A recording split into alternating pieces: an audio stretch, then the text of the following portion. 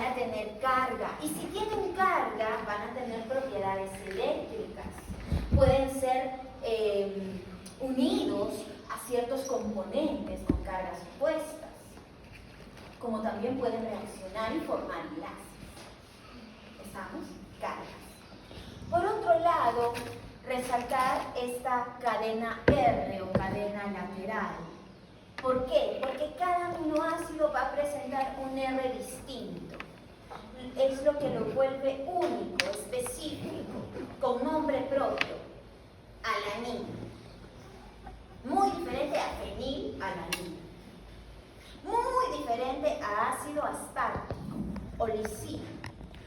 Por esa cadena lateral. Es quien les da su huella de identidad. ¿Estamos? Aminoácidos. Ahora, recordando un poquito, estos aminoácidos, unidades, libres, ¿cómo se unen para formar proteínas? Enlace peptídico, correcto.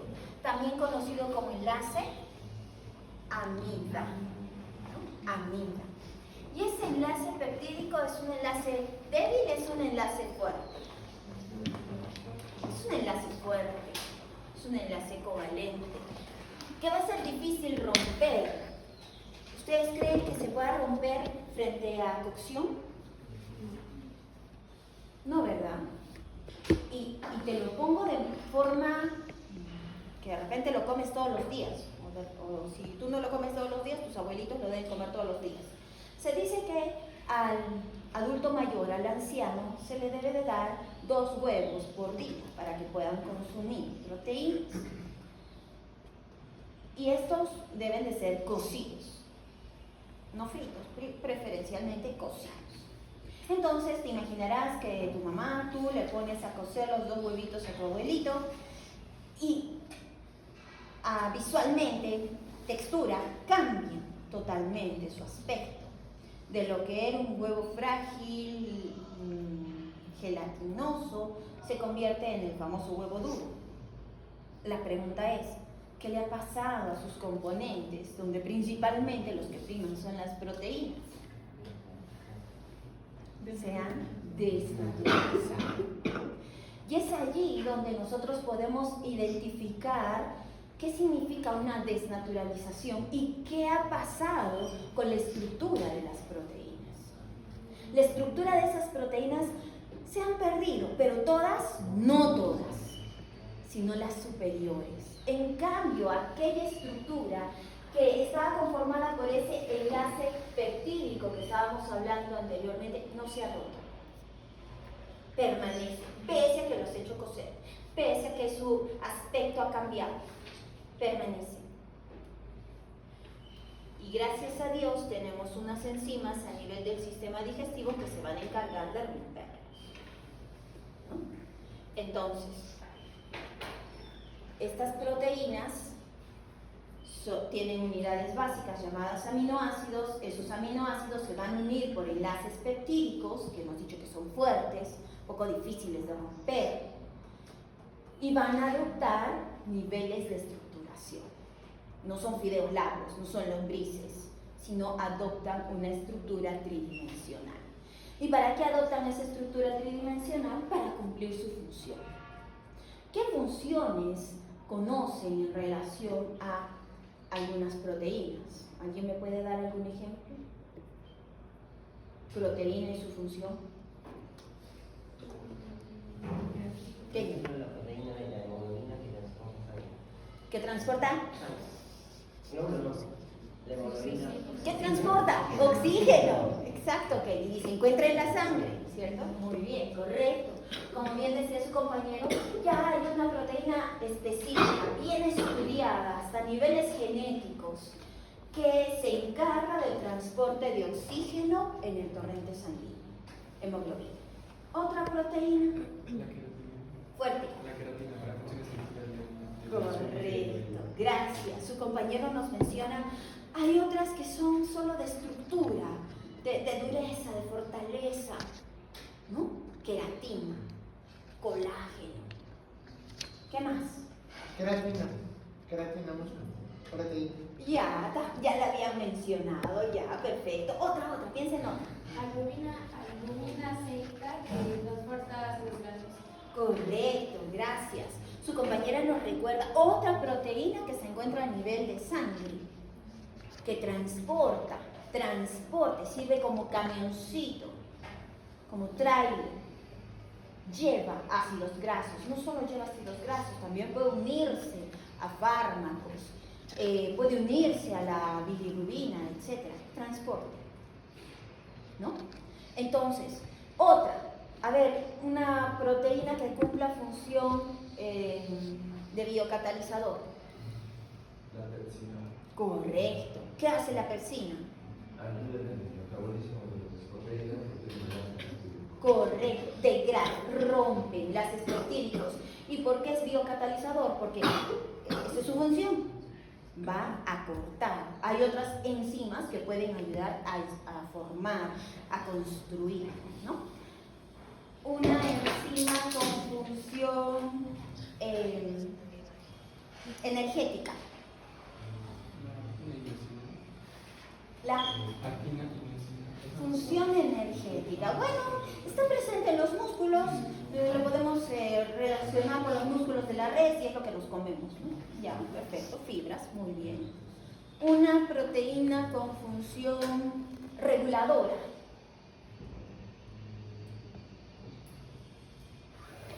Hormonal, ya, si no conoce la palabra reguladora, hormonal. Oxitocina. Ya, no está mal, oxitocina. Proteína, péptido, bueno, ya. ¿Otra? Insulina, la más común. ¿Otra? Ya, perfecto, ya estamos encaminados. Hormonal, van a regular la oxitocina, esa que se libera en estados cambiantes bueno, yo particularmente la conozco sobre todo en el ciclo de la mujer, ¿no? Por otro lado tenemos a las dos que regulan el metabolismo. Pueden regular vías metabólicas, tanto a nivel del estado postprandial como a nivel del ayuno. Y bueno, una última función, la función de defensa.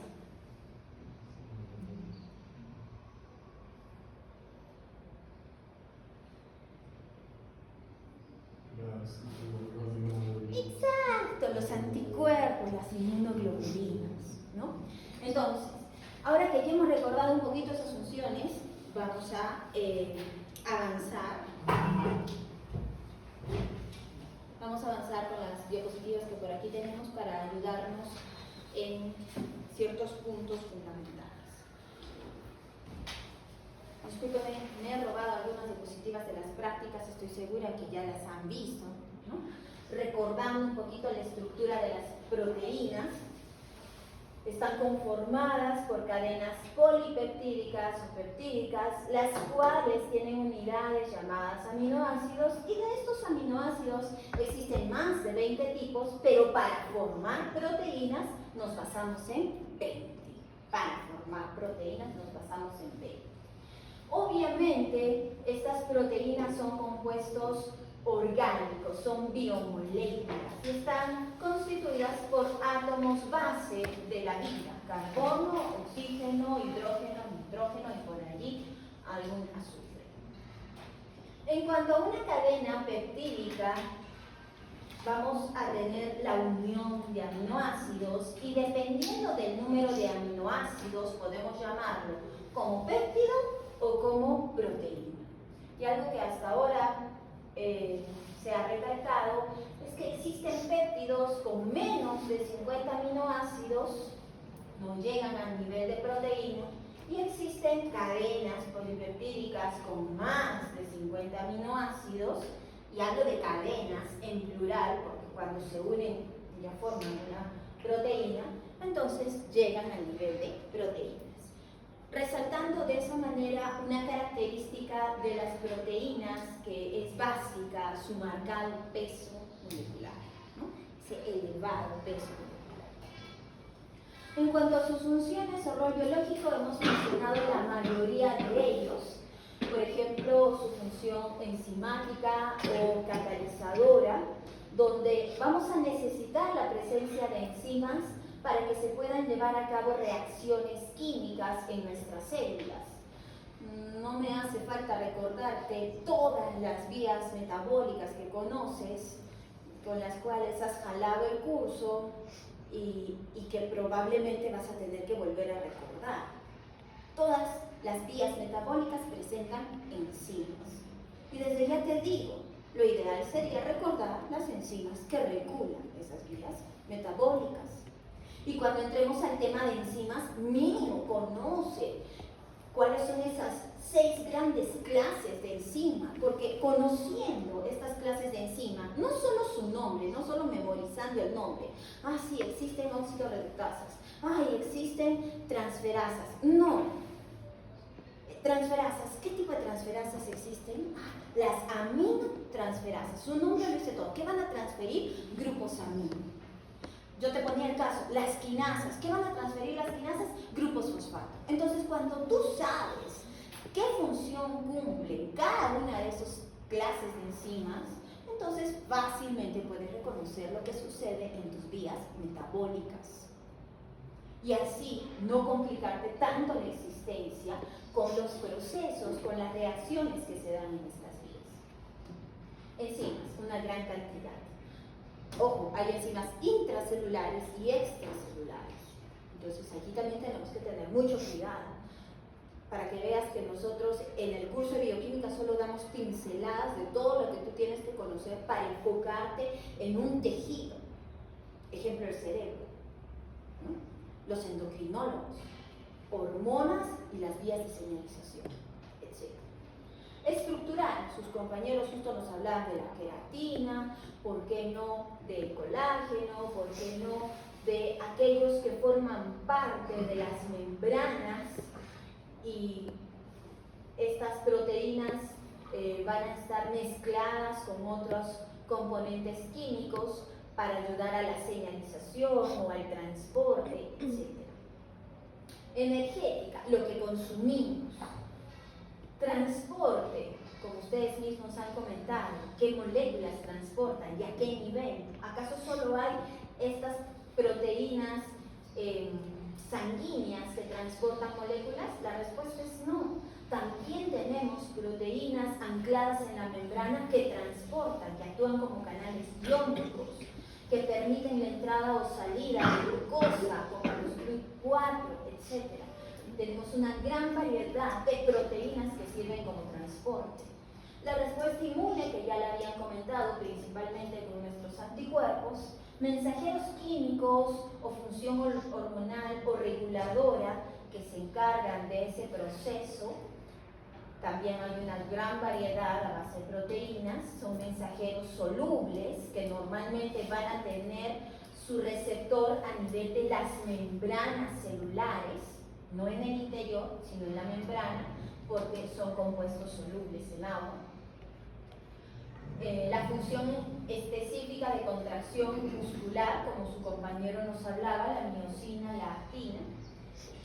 Hay proteínas enfocadas en el crecimiento y proliferación celular, aquellas que se liberan en estos procesos de mitosis.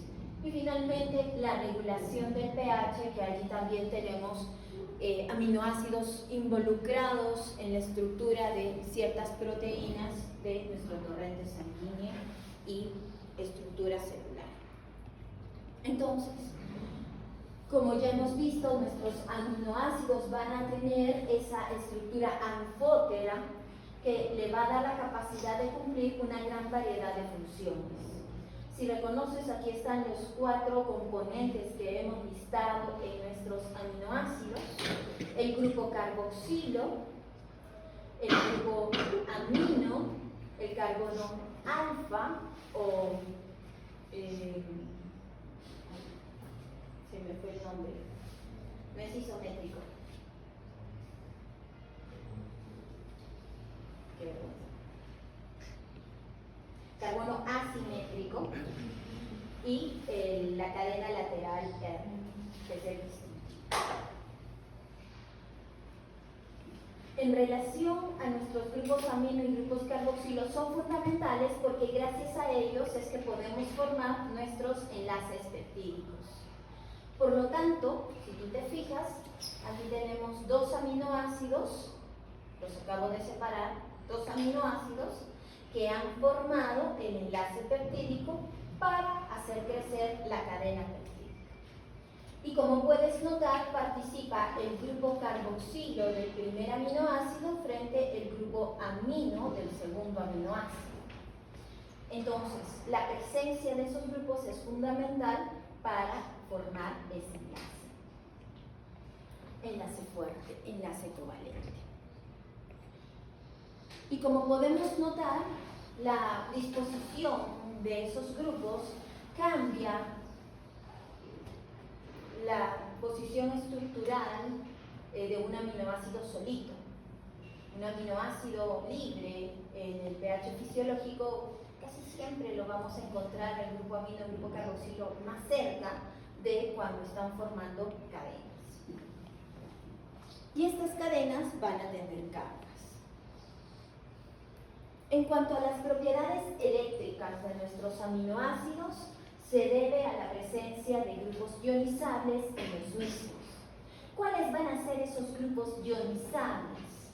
Aquellos que presentan la capacidad de cargarse. Todos tus aminoácidos van a tener su grupo amino, su grupo carboxilo, por lo tanto la capacidad de ionizarse, y algunos van a presentar en su cadena lateral grupos ionizables, sobre todo los aminoácidos que pertenecen al grupo 3, que ya los vamos a ver, y los aminoácidos que pertenecen al grupo 4, son los más comunes, y hay dos aminoácidos que pertenecen al grupo 2, que dependiendo del pH también se pueden ionizar.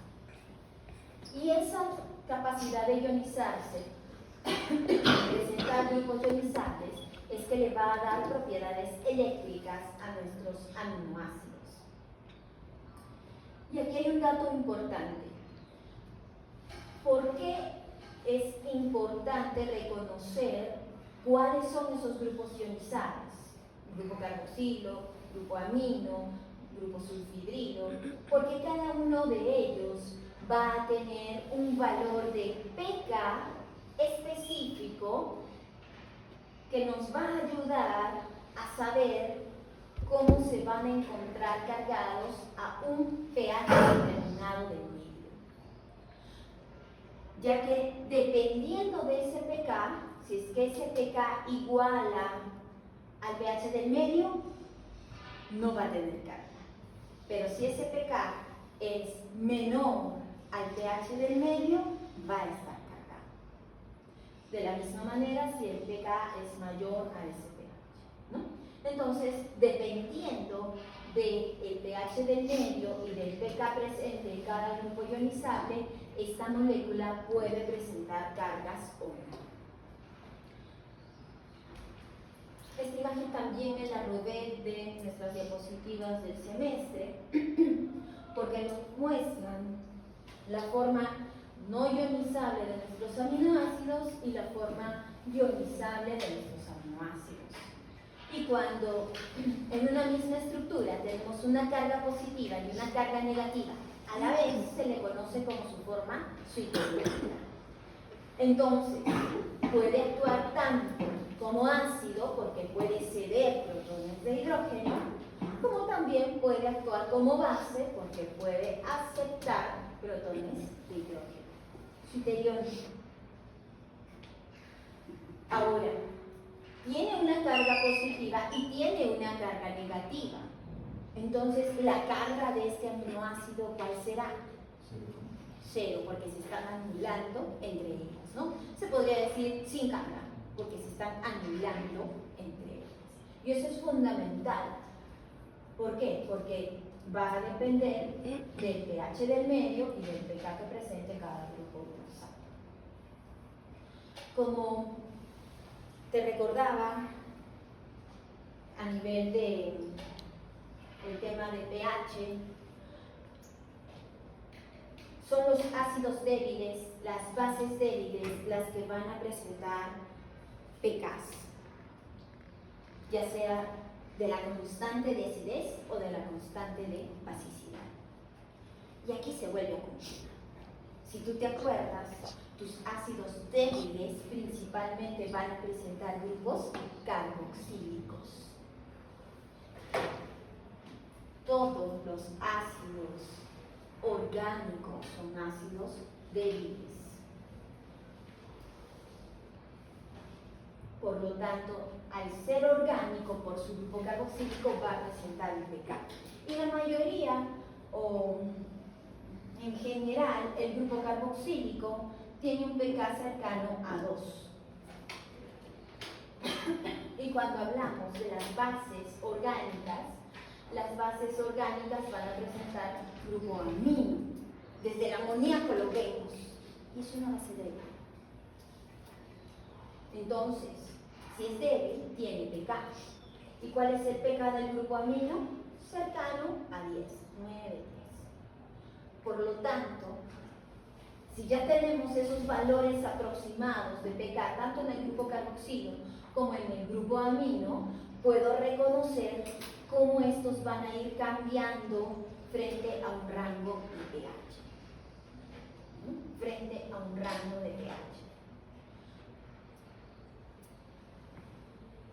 Vamos a ver si es que la otra imagen, esta imagen nos va a ayudar. Aquí tenemos un aminoácido libre, es el aminoácido más pequeño de los 20, tiene una cadena lateral de un hidrógeno, se le conoce como glicina. Y como puedes ver, solo va a presentar su grupo carboxílico y su grupo amino. ¿Cierto? La pregunta es, ¿qué cargas va a tener en el diferente rango de pH, que es de 0 a 14? Rango de pH. ¿Qué cargas puede tener? Y todo va a depender de los pKs. Como ya hemos mencionado, el pK del grupo carboxilo es cercano a 2 y el pK del grupo amino es cercano a 10. Vamos a tomar esos datos. Por lo tanto, si mi rango de pH va de 0 a 14, en un pH muy ácido de 0 menor a todos los pKs, ¿cómo se va a encontrar nuestra molécula? Acuérdate muy bien de esto. Cuando el pH es menor a los pKs, que más adelante nosotros vamos a cambiar este nombre por punto isoeléctrico, la regla te dice que la molécula se va a encontrar cargada positivamente. Te lo demuestro. ¿Por qué? Porque el grupo carboxilo va a estar totalmente protonado en un medio muy ácido, rodeado de muchos hidrogeniones. El grupo carboxilo va a actuar como base y va a aceptar esos hidrogeniones, cargar protonado. ¿Tiene carga? No. Cuando el grupo carboxilo está protonado, no tiene carga. Acá no hay ningún más. Sin embargo, el grupo amino, que también está rodeado de hidrogeniones, y como él tiene la capacidad, por los dos pares de electrones libres que presenta el nitrógeno, de aceptar a un nitrógeno más, lo ha hecho, lo ha adoptado, y se ha convertido en el NH3 cargado positiva. Carga positiva. Carga positiva. ¿Estamos? Entonces, cuando el aminoácido está en un pH muy ácido, acuérdate, está rodeado de muchos hidrogeniones, entonces va a captar la mayor cantidad de hidrogeniones que pueda y se va a cargar positivamente por los grupos amino. Pero mientras vamos avanzando en nuestro rango de pH, ya no estoy en 0, me voy acercando al pK del grupo carboxilo, voy avanzando a 1, llego a 2, ¿qué va a suceder? Acuérdate que el pK es una constante, es el menos logaritmo de la constante de equilibrio. ¿Constante de equilibrio de quién? De la forma protonada y la forma desprotonada. Eso significa que cuando el pH iguala al pK o al punto isoeléctrico, en nuestro caso de aminoácidos de proteínas, yo voy a tener el 50% de la molécula en su forma protonada y el 50% de la molécula en su forma desprotonada. Por lo tanto, tengo una carga negativa que está apareciendo. Y si es que supero ese pH de 2, 2.3, 2.7, 3, va a ir aumentando ese porcentaje de la forma cargada negativa. Y es por eso que vemos cómo en ese rango de 2, de 2.34, la molécula va a pasar de ser un grupo carboxilo totalmente protonado a un grupo carboxilo desprotonado. Estamos, se carga negativa. Por lo tanto, en pHs mayores a 2, me va a aparecer esa carga negativa, mientras que el otro grupo, que tiene un pK alejadísimo de ese pH, va a continuar con la carga con la que lo dejamos al inicio, su carga positiva. Y en este ejemplo, entonces yo ya tengo a mi molécula isoeléctrica porque tiene igualdad de cargas y gracias a eso podría calcular su punto isoeléctrico. Pero sigo avanzando en mi rango de pH. No me va a importar porque no va a haber más cambios hasta que me acerque al otro pK. ¿Y cuál es el otro pK en este ejemplo? El de 10. Y es por eso que tú ves aquí que a pH 2 a 7 hay un punto isoeléctrico de una igualdad de estructura. Paso al 7 y me acerco al 10. Y allí es donde voy a tener el cambio de carga en el grupo amino. Como puedes notar, tu grupo amino estaba cargado positivamente por debajo de un pH de 10, pero cuando se supere ese pH, el pH mayor al punto isoeléctrico, como vamos a ver esa norma, normalmente la proteína, el aminoácido, se va a encontrar con carga negativa. ¿Carga negativa de quién? Del que ya había. Y del grupo amino va a perder su carga, va a quedar sin carga, sin más, sin menos. ¿Por qué? Imagínate, ya estás en un pH alcalino y en un pH alcalino hay una gran cantidad de iones hidroxilo rodeando a esa molécula. Por lo tanto, ¿qué va a hacer tu aminoácido? Va a decir, ay, esta gente no me gusta, ¿sabes qué? Ya le voy a dar su tropinita y le entrega el protón de hidrógeno que él estaba almacenando para neutralizarlo y convertirlo en agua.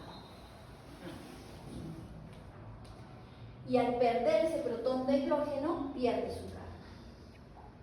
¿Estamos? Pierde su carga. Y va cambiando la carga eléctrica en función al pH del medio donde sí. Entonces, aquí yo tengo un dato muy importante. Cuando la molécula está cargada positivamente, vamos a ver que se le conoce como una forma eléctrica catiónica. Cuando la molécula está cargada negativamente, se le conoce como una forma eléctrica aniónica. Pero cuando la molécula tiene igualdad de cargas, es isoeléctrica. Y cuando es isoeléctrica, entonces puedo encontrar su punto isoeléctrico. ¿Y cómo calculo el punto isoeléctrico?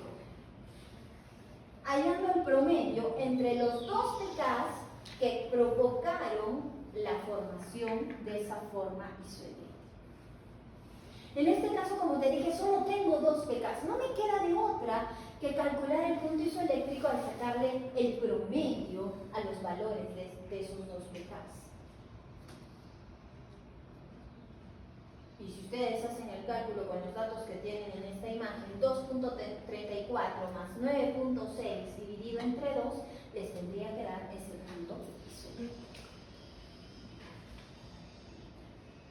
Pero acuérdate de lo básico. ¿Cómo lo calculo?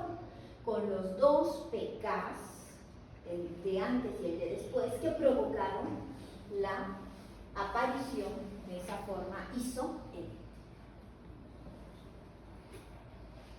Si no les gustó esa imagen, bueno, aquí hay otra que particularmente es lo que yo me imagino, cómo mi molécula va cambiando en los diferentes rangos de pH.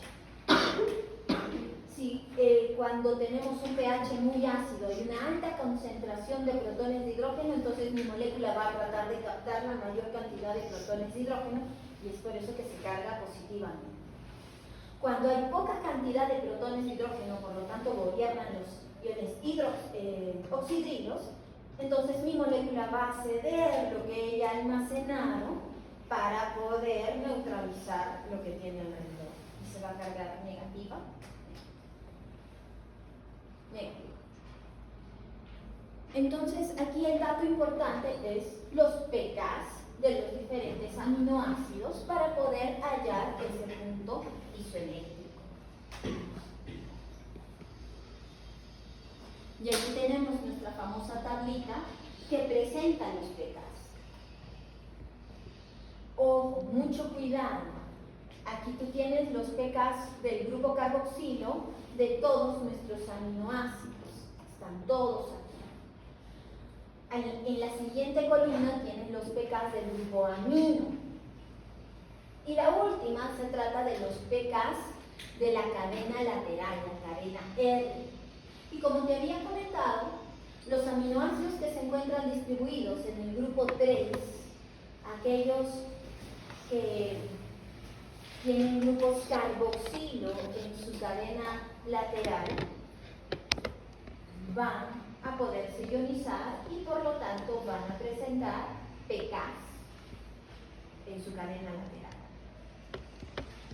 Los aminoácidos que forman parte del grupo 4, aquellos que tienen grupos amino en su cadena lateral, también van a tener pKs importantes en esas estructuras.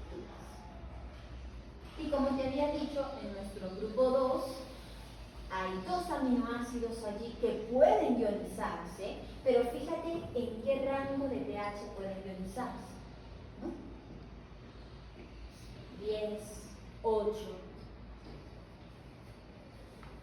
Entonces, dependiendo de ese pH, nosotros vamos a encontrar la aparición de cargas en esos grupos de la cadena lateral. Ahora, ¿cómo me aprendo cuáles son los aminoácidos que pertenecen al grupo 3, al grupo 4, al grupo 2 que la profesora está mencionando? Para ello hay una gran variedad de clasificación de aminoácidos y en esta clasificación de aminoácidos espero que se acuerden pues cuáles son los aminoácidos esenciales y cuáles los no esenciales, así como también en función a su cadena lateral cuáles son los aminoácidos con cadenas laterales no polares, con cadenas laterales polares pero sin carga, y aquellas cadenas laterales que van a tener diferente carga en función del pH. Empecemos con el grupo 1, que son los aminoácidos que tienen cadenas laterales no polares. Acuérdate que cuando hablamos de no polar, hablamos de que no son solubles en agua, no son afines al agua. Y para eso, químicamente, a nosotros nos ayuda mucho recordar quién no es soluble en agua. Los hidrocarburos, los aceites, ellos no son solubles en agua, ¿acaso se mezclan? no se me escribe, ¿cierto? Hidrocarburos. ¿Cuál es la estructura de un hidrocarburo? Ustedes que han ido a academias. Obligatoriamente la formación de cadenas de hidrocarburos, de carbonos e hidrógenos, secuencia. Y eso es lo que vamos a tener aquí. Ojo, fíjate, están marcados, escritos de azul. Son cadenas de carbonos e hidrógenos que no son solubles en agua, por lo tanto son no polares. Y aquí tenemos cadenas que podrían ser ramificadas o alifáticas, ¿no? Así como también anillos. Entonces, empecemos. Fíjate, aquí han puesto la glicina dentro de este grupo, y esto que hay controversia, porque presenta hidrógeno en su cadena lateral. ¿Acaso se ioniza? No, no se ioniza. Sin embargo, lo puede convertir en una molécula polar porque va a ser soluble en agua. ¿Sí? Entonces, a la glicina algunos la colocan en el grupo no polar, como también hay autores que lo colocan en el grupo polar. ¿Por qué? Por ese hidrógeno.